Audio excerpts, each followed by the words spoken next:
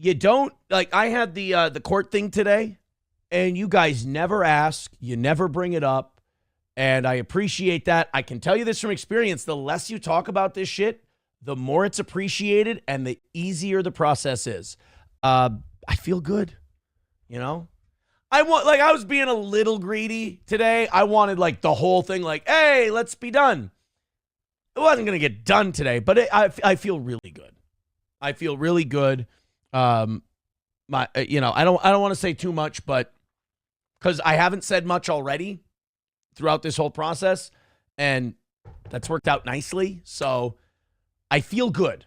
And I don't really know what's next. I can tell you this, like, in between court dates, I completely forget about this. Like, when it's like a week or two away, then I start thinking about it. But outside of that, it really, I'm able to forget about it. I'm able to not think about it. I would like it to be done just because it is part of an old life that I'm ashamed of. It is part of an old life that was immoral and wrong, and I was a shitty father and a terrible husband. And I kind of see this as like the final vestiges of that. So I really, in a very selfish way, I'd like to get that done. But God, when it's not going on, when it's not like active and ready to go, I don't really think about it. It's like herpes. It just kind of, when it flares up, you notice it. Otherwise, it's not really something you think about day to day. But you guys never ask me. You guys never ask for details. I really appreciate that. It's made this whole thing very, very easy. And everyone couldn't be nicer. The judge is nice. I rode in the elevator with the prosecutor today. It started with a little chuckle. I thought she was getting out. She didn't know I was getting in. It was kind of a little, silly thing. We had a laugh about it.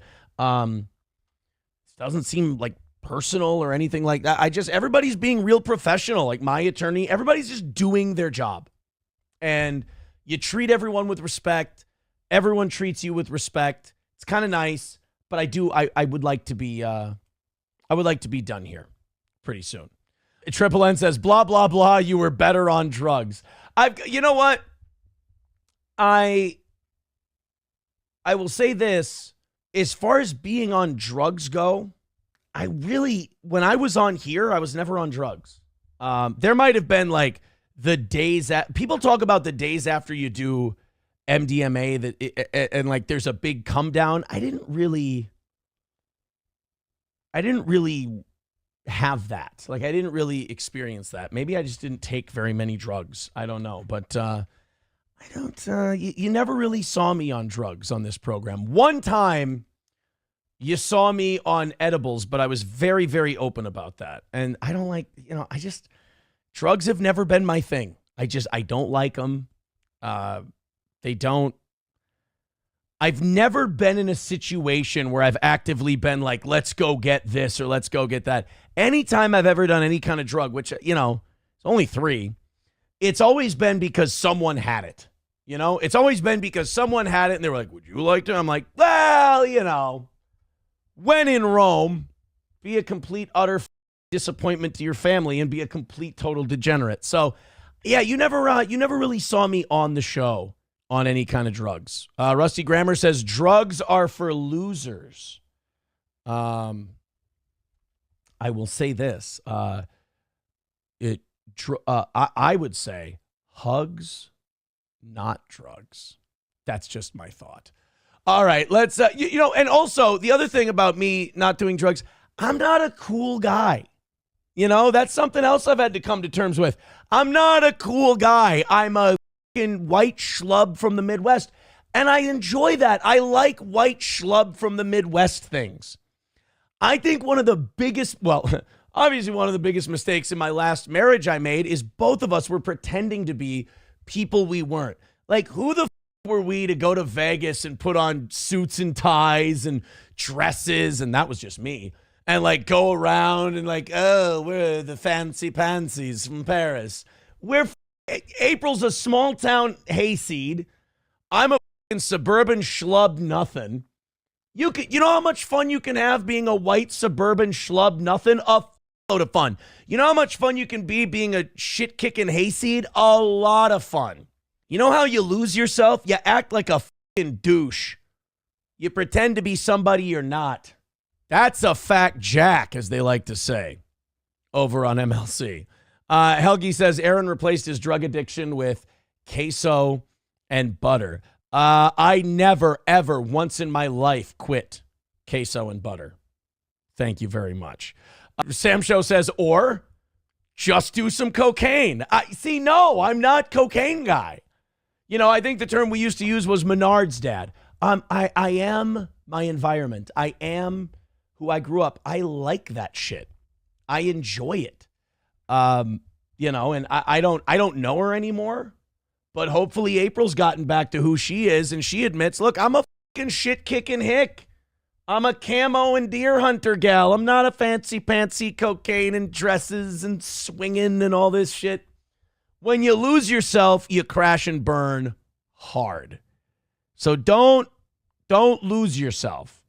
First and 15 says alcohol is a drug and you drink all the time. No, I don't. I hate to disappoint you. God, I'm probably not even once every other week anymore in terms of drinking.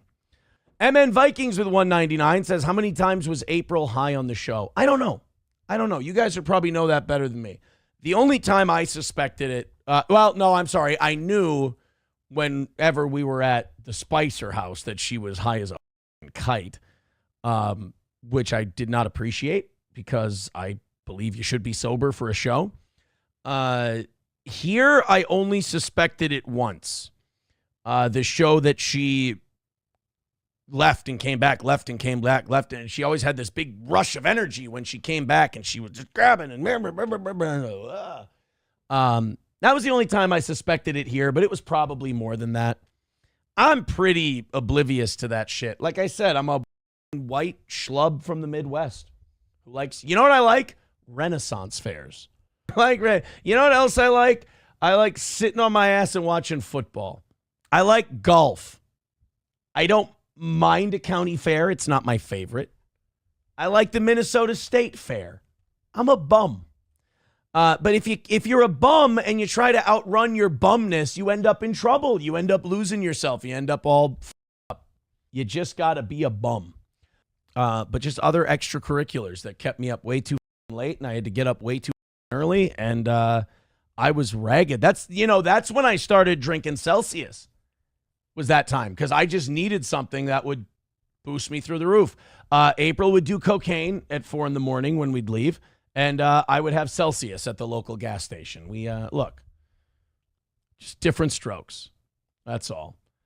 Chad Buzamak says, what about when M was calling out the known drug use and you lied about it and yelled, this drug shit ends now? Yeah, you ever with someone and you defend them? I believe they call it enabling. Yeah, I'm not proud of that, but I'm not going to run from it either. Yeah, I lied to cover up for my partner's drug.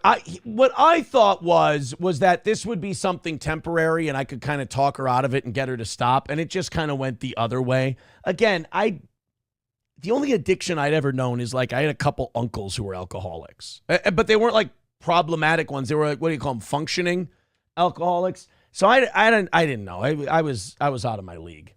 I was out of my league in terms of dealing with junkies.